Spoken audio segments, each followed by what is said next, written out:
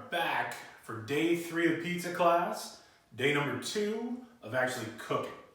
So yesterday where we left off was we had finished our dough and it went straight into the fridge for a 24-hour fermentation.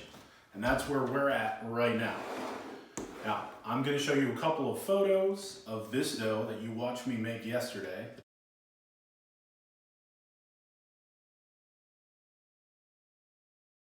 You'll notice the bottom of the dough ball in the photo that I just showed you, there will be a lot of bubbles. That's a good sign. It's a sign of fermentation.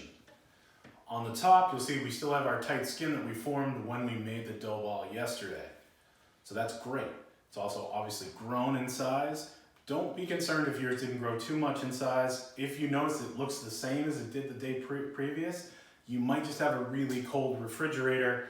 So just leave it at room temperature for a few extra hours. But even if it did ferment perfectly, you still want to take out your dough ball at least an hour before you're going to try to stretch it. If you try to stretch out a cold dough, it's going to not want to expand for you. So it will fight you, it might bounce back, it might even tear. So it's important that the dough is at roughly room temperature before you start trying to open it. Before we actually start dealing with opening our dough and topping our pizza, we need to start thinking about our home oven. Now, we want our pizza to cook as hot as possible. So start your oven up for at least an hour before you start cooking at its highest temperature. 550, sometimes it's 500 degrees. Whatever yours will go up to without using the self-cleaning. Do not use that. I don't want you burning your house down. Just get it going.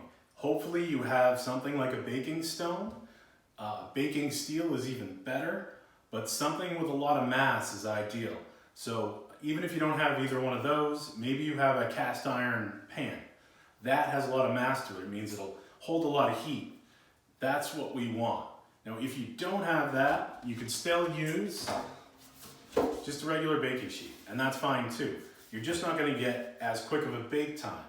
Now, the reason why you want as quick of a bake time as possible is because the higher the heat, the more that crust is going to rise before it's done. All the water in that dough that we made, it's going to turn into steam and give you an airy cornichone is what we call it. It's the crust on the outside. Now, you don't necessarily need that. Some people like a super flat crust, and there's nothing wrong with that either, but I'm just trying to teach you how to get what I consider to be the perfect pizza. Another thing to mention here with what you're actually going to be cooking on is it is important that whatever you're cooking on is hot when the pizza gets put into the oven, okay? So that means that you're not going to take, for example, a baking pan like this and make your pizza on this and then put this in the oven. That's not good. We want it to go directly in there, so you're going to have to launch the pizza in there. So we'll get into that after we stretch our pizza. There are a few tricks, but it's important to note that having that hot surface that's ready to throw heat onto that dough is going to give you desirable characteristics in your pizza. So, make sure that if you have your baking stone or baking steel or cast iron pan, keep that in there for a long time, at least 45 minutes, preferably an hour before you cook.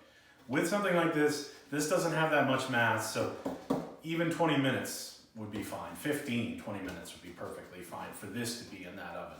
So our oven has been warming up for about an hour now. We cook on a baking steel. Now with a baking steel, the cook time in our oven is roughly 4 minutes. And with a baking stone, you're looking at more like 8 minutes. And with a just a regular baking sheet, I gotta be honest, I haven't done it in years, but I'm guessing it's going to be about 10 or 12 minutes. But pretty much with pizza, it's fairly easy to know when it's done. When it looks like it's done, it's done. So, since we're about ready to make it, we're going to go into the stretching the dough portion of our class. Now this is that dough that I took photos of earlier. And what I'm going to do is take it out of this container and I'm going to put it right into our bench flour. Now, what bench flour is just the flour that we use to open up the pizza. If we don't do this, it's going to stick to everything. That's why it's super important. First thing we're gonna do is we're gonna dust it in that bench flour. Now we're gonna put it on our quarantine kitchen table here. And you wanna press down on the dough. Now it's important, don't try to stretch it at this point. All we're trying to do is press down. You don't wanna press down the edges, the last half inch around the pizza dough. You do not wanna press that down. Then you flip it over once you've done it once. Do the exact same thing on the other end. And you're going to start stretching it. So remember, the first step is just pressing it down, but not pressing down the outer edge of the crust. Because I feel like most people are visual learners, I'm going to just show you a close-up shot of how I initially stretch the pizza after I press it down.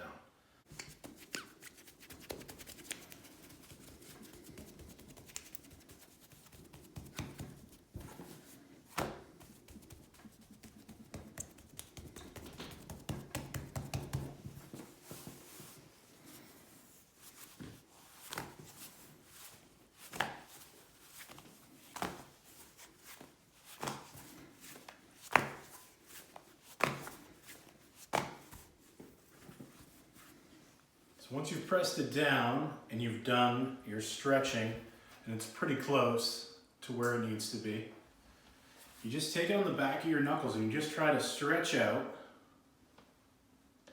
the edge of the crust. The middle will stretch out on its own. There you go. Got about a 12-inch pizza here. It's pretty easy, right? The dough wasn't fighting you.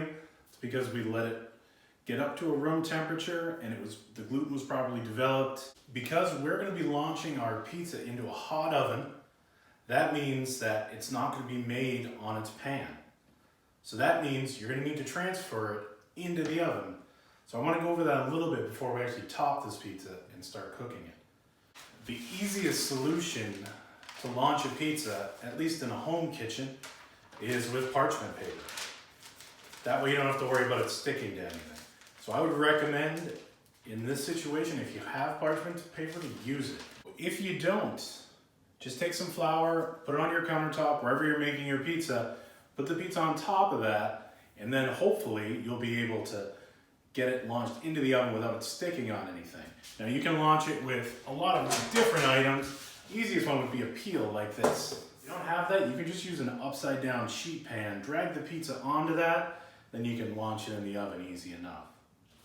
So let's get into topping our pizza. Now, we're not gonna go over a ton of stuff about pizza toppings and ingredients in this because it's just kind of beyond the scope of what this video is about. It's mostly just about technique. We'll have more videos later dealing with ingredients and that sort of thing. But for this pizza here today that I'm gonna cook, I'm gonna make it real simple. It's gonna be our Home Alone pizza, which is a plain cheese pizza. Use really good ingredients, and just don't overdo it. And just in general, with any pizza that's made in this style, less is more. So here in America, we like to make pizzas with toppings up to the ceiling and super heavy. This should be light and fresh, right? So when you're topping your pizzas, don't go overboard. It's better to have two really good pizzas and use the same amount of ingredients as would with one overloaded pizza. So this one, it's just going to be our cheese pizza. So what we have is some ground tomatoes. Just put it in the center of your pizza. Then you just go out with your tomato. Only about 2 ounces is all you need for a 12-inch pizza. So you don't want to go really thick with the sauce. You want to taste it. You want it to be bright and fresh. But don't go crazy with the sauce. Second thing you're going to need would be some cheese. Now you can use whatever you want. What I have here is a mozzarella blend. It's mozzarella blended with cheddar and provolone. But, you know, whatever you want. Doesn't matter. I think that in terms of pizza varieties, you can kind of just get creative and see what you like. The most important part of this pizza is that the dough tastes good. So again, with the cheese, same rule applies. Don't overload it. You want it to have cheese about 4 or 5 ounces is what I would recommend on a 12-inch pizza. And that's it. It's super simple. So what we're gonna do now is we're gonna launch onto our baking steel. Now, the baking steel is what we use here at home. Obviously, when we're working, we're using our wood-fired ovens, which is totally different. Wood-fired oven, we're cooking in 2 minutes. But using this baking steel gets us close enough to the wood-fired experience that I can do test recipes and stuff here and get some idea what they'll taste like. The reason for that is with a baking steel, the conductivity is so much higher than on a baking stone. So that heat gets transferred more intensely and it almost creates a hotter environment than it's actually in. Now with this, I'll put this in for about 3 minutes. Then at about the 3-minute mark, I'll turn the broiler on, and I have this up high in the oven. And the last minute, minute and a half or so is gonna have the top heat in conjunction with the heat that's obviously coming from the bottom. So we'll go into that mode. I'm gonna launch with this guy, and we'll see you over at the oven.